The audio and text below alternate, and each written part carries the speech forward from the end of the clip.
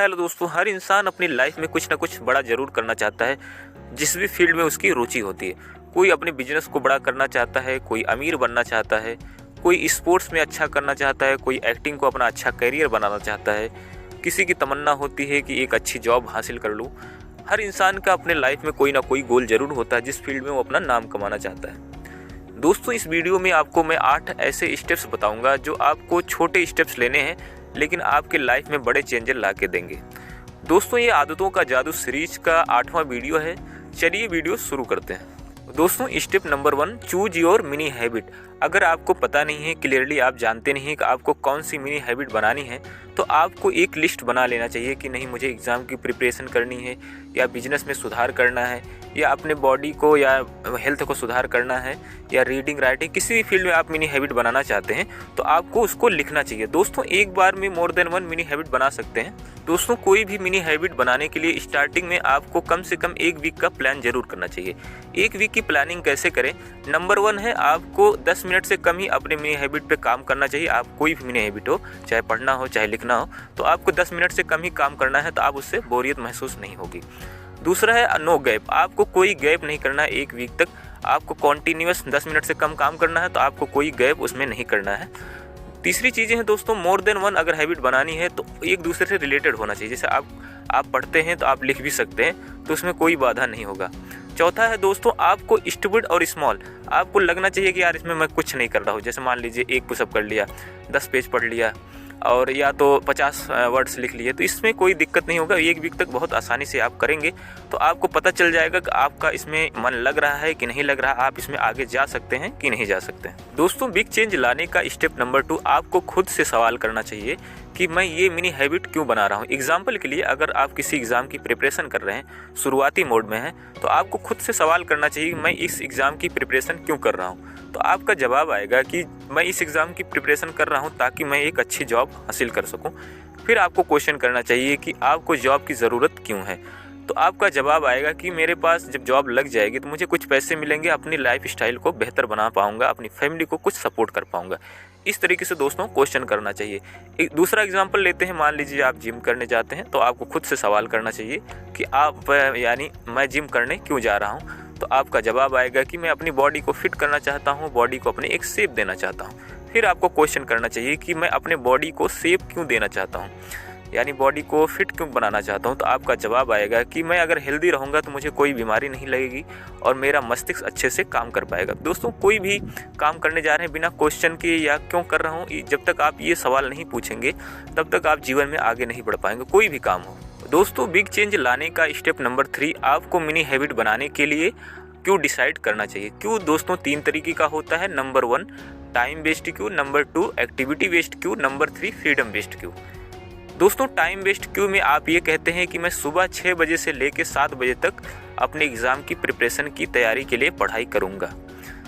दोस्तों, activity based क्यों में होता है कि मैं ब्रेकफास्ट करने से पहले या लंच करने से पहले 1 घंटा अपने एग्ज़ाम की प्रिपरेशन के लिए पढ़ाई करूँगा। फ्रीडम बेस्ड क्यों में ये होता है कि मैं 24 घंटे में पूरे दिन में 1 घंटा अपने एग्ज़ाम की प्रिपरेशन के लिए पढ़ाई करूंगा। इस तरीके से क्यों डिसाइड करना चाहिए दोस्तों। लेकिन जो टाइम बेस्ड क्यू होता है वो बहुत ज़्यादा इफेक्टिव होता है। फ्रीडम बेस्ड क्यू में आप कभी कभार छोड़ देते हैं। एक्टिविटी बेस्ड क्यू में भी ऐसा होता है, कभी कभार होता है आप ब्रेकफास्ट बाहर कर लेते हैं या लंच बाहर कर लेते हैं, तो आपका मिस हो जाता है। इसलिए दोस्तों, आपको टाइम बेस्ड क्यू बनाना चाहिए, तभी इफेक्टिव होगा। दोस्तों, बिग चेंज लाने का step number 4, create your reward plan. दोस्तों, कोई भी काम आप लंबे समय के लिए तभी कर पाएंगे जब आप खुद को कुछ ना कुछ रिवॉर्ड देंगे। एग्जाम्पल के लिए, अगर आप किसी एग्ज़ाम की तैयारी कर रहे हैं तो आपको सेट करना चाहिए, अगर मैं इस महीने बहुत अच्छे से पढ़ाई कर लूँगा तो मैं एक अच्छे से होटल में जाके डिनर करूँगा। ऐसे ही दोस्तों, अगर आप जिम कर रहे हैं, अगर आप टारगेट करते हैं कि 1 हफ्ते का, अगर मैं 1 हफ्ते अच्छे से जिम कर लूँगा तो मैं किसी अच्छी जगह घूमने जाऊँगा। ऐसे कोई भी काम, छोटी छोटी आदत बना रहे, अपने आप को एक रिवॉर्ड सेट करना चाहिए। अगर बड़े गोल अचीव करते हैं तो आपको सेट करना चाहिए, मैं अपने आप को एक अच्छा सा फ़ोन दूंगा, एक अच्छी सी बाइक दूंगा। अगर आप रिवॉर्ड पे काम करेंगे तभी आपको काम करने पे मज़ा आएगा। दोस्तों, बिग चेंज लाने का स्टेप नंबर 5, सारी चीज़ें लिखिए। आप अपने कॉपी में लिख सकते हैं नंबर वाइज, और अपने डेस्कटॉप में लिख सकते हैं, अपने मोबाइल में लिख सकते हैं। दोस्तों अगर सारी चीज़ें लिखी रहेंगी तो आपके दिमाग में फिट हो जाता है, क्योंकि दोस्तों जो भी चीज़ हम लिखते हैं वो हमारे दिमाग में रजिस्टर हो जाता है, नहीं तो चीज़ें हमें याद नहीं रहती। आप 1 वीक का प्लान बनाते हैं, उसको लिख लीजिए दोस्तों। कैलेंडर के साथ विद डेट के साथ अगर लिखेंगे तभी मज़ा आएगा। आप 1 हफ्ते का प्लान बनाते हैं, पूरा दिन डे बाय डे आपको लिखना चाहिए। आप 1 महीने का प्लान बनाते हैं, उसको पूरे कैलेंडर में मार्क करके लिखना चाहिए। दोस्तों बिग चेंज लाने का स्टेप नंबर 6, आपको मिनी हैबिट बनाने के लिए बहुत छोटे कदम लेने की ज़रूरत है। बहुत छोटा सोचना चाहिए शुरुआत में दोस्तों, क्योंकि अगर आप छोटे कदम लेते हैं, ना उसमें मोटिवेशन की ज़रूरत है, ना विल पावर की ज़रूरत, ना ज़्यादा एफर्ट की ज़रूरत है, तो आप आसानी से उसको कर ले जाएंगे। अगर आपका मन लगने लगे अपने काम में, जिस काम को आप आदत में कन्वर्ट करना चाहते हैं, तो आप बोनस रेप्स लेना शुरू कर दीजिए। एग्जाम्पल के लिए अगर आप जिम करने जाते हैं तो पहले दिन ही ढेर सारे पुशअप मत करिए, 2-3 पुशअप करिए। 1-2 हफ्ता करेंगे, अगर आपका मन लगने लगे तो आप बोनस रेप्स लीजिए। अगर पहले दिन ही ढेर सारे पुशअप कर लेंगे तो आप थक जाएंगे, 1-2 दिन आप जा ही नहीं पाएंगे, आप उसको कर नहीं पाएंगे। इसलिए आपको सोच समझ के आगे बढ़ना चाहिए, तभी आप मिनी हैबिट बना पाएंगे। दोस्तों बिग चेंज लाने का स्टेप नंबर 7, आपको अपने डेली टास्क को पूरा करना चाहिए। जो भी आप मिनी हैबिट बना रहे हैं, आपको अपनी कंसिस्टेंसी मेंटेन रखना चाहिए। लेकिन कुछ लोग ज़्यादा की उम्मीद करके अपने काम को छोड़ देते हैं, उनको परिवर्तन नहीं दिखा देता, वो बोलते हैं कुछ चेंज नहीं हो रहा लाइफ में, मैं इसको करूँगा नहीं। लेकिन दोस्तों अगर आप 1-2 हफ्ते करेंगे लगातार तो आपको चेंजेस दिखना शुरू हो जाएंगे। लेकिन अगर आप कंसिस्टेंसी को मेंटेन नहीं करेंगे तो आप जीवन में आगे नहीं बढ़ पाएंगे।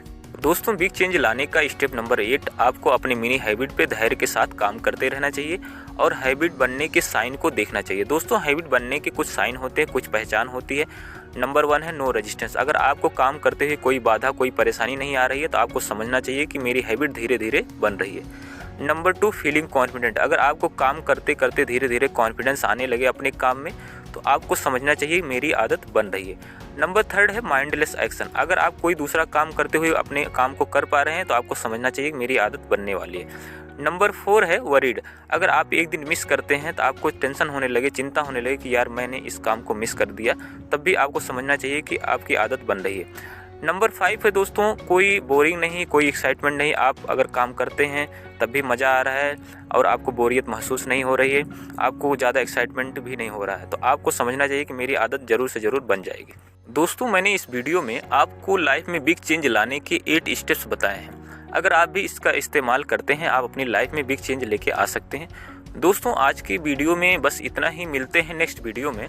जय हिंद, जय भारत। चैनल को सब्सक्राइब करें, वीडियो को लाइक करें और जो भी कमेंट हो आपका कमेंट बॉक्स में दे सकते हैं।